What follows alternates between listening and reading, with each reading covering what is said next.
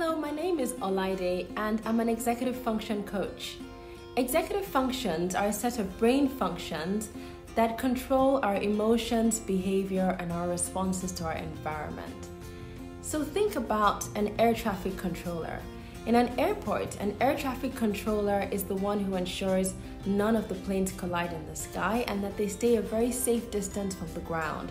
So they liaise with pilots all throughout their flights and convey information back and forth to ensure that everyone stays safe.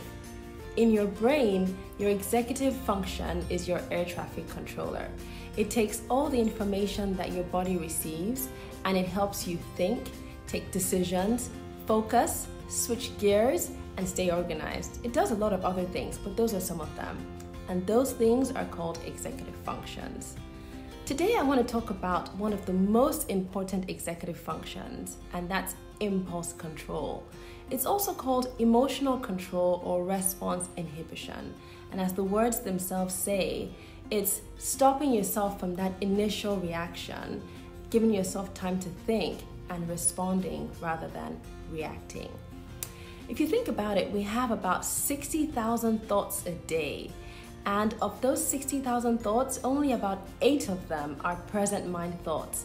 What that means is, of all the things we think about every day, it's only about 8% of them that we've thought through before actually taking action. To stop yourself from getting in trouble often, what you want to do is control your initial impulses and be sure that you're thinking through what is happening.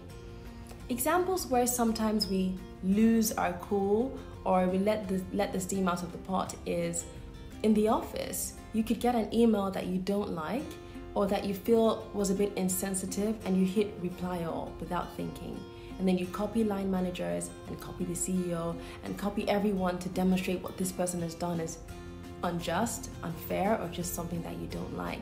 But then after shooting off the email and you read it again, you usually realize that maybe I shouldn't have done that or I shouldn't have said that, and it's something that you then regret. Impulse control helps you stay in the zone of thinking so that you do what it is you mean to do rather than do something that you don't mean to do and then live to regret that. So it helps you prioritize long-term benefit over short-term gratification.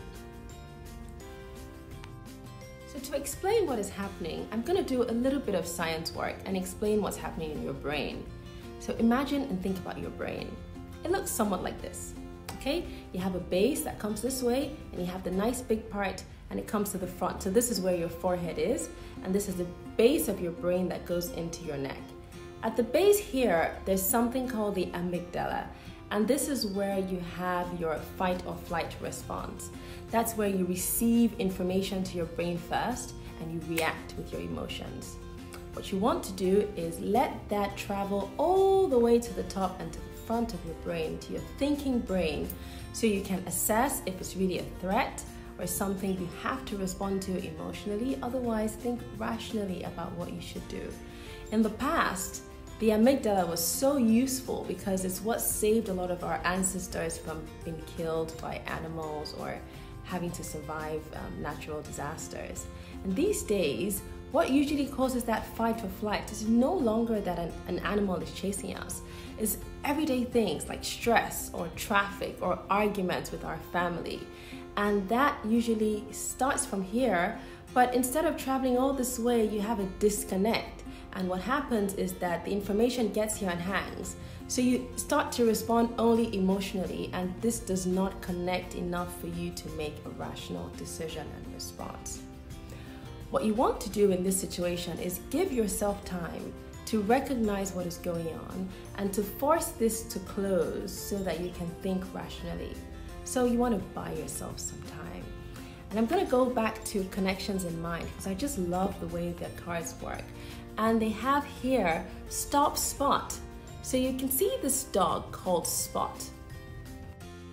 Spot is such an excitable dog. You can see his tongue wagging and his legs waving in the air and flying all over the place, and he just cannot be contained. And this is what happens when we respond with our emotions. We just cannot contain the emotions to think through enough logically what we should do next. I suppose Spot probably should be taking a walk calmly in the park, but he's not doing that. He's just too excited. So what you want to do is spot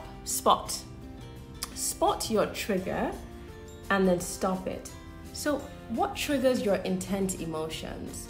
Is it a supervisor shouting? Is it your kids screaming? Is it someone judging you and calling you names? Identify what the trigger is and stop it.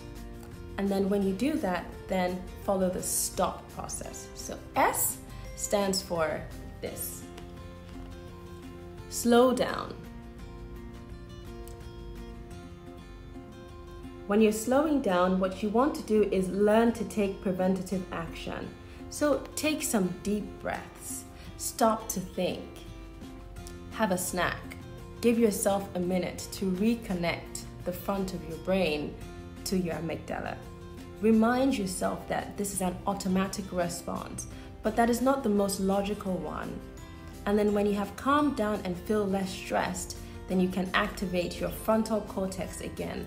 That is this part. You want to activate this part again. So after stopping, the next thing you want to do is take a breath. So we already discussed that. Take a breath. And then assess the obstacle. If I do this, what could go wrong? If I send this email, what could go wrong? If I yell back at my supervisor, what could go wrong? If I ban my kids from playing outside every day, what could go wrong? And then with the P, you want to plan. So plan for what the right thing to do is, or what the most logical, rational thing to do is. And that's really the way you can control your impulse. Remember, when it's happening, this is something automatic. It's not something you can control. You can't control what feeds in here, but you can control bringing this back here so that you can think logically and respond rather than react. And if you work with other people and you work with other people that you want to manage their impulse, you also want to give them a chance to not feel the stress that comes from here that incites this to fling open. So you want to talk calmly, you want to streamline the information you give, you want to streamline tasks so that people don't have to jump all around in their brain trying to stay, on track with what you're saying. And then you want to really listen to what they're saying, and you want to empathize, and you want to be a coach. You want to be someone who motivates and starts with the positive rather than from the negative.